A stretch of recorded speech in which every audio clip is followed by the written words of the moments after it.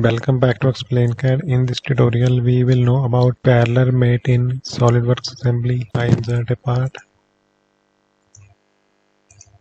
Now I insert a same part. Press and hold control button and select this part. Drag the mouse. Go to mate. First of all select coincident. Select this face and this face. These both faces are at same plane. You can flip it if you want. Okay. Now select COCENTRIC mate.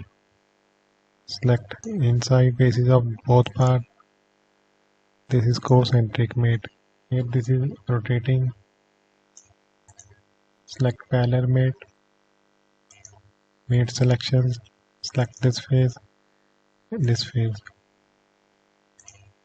You can also flip it if you want.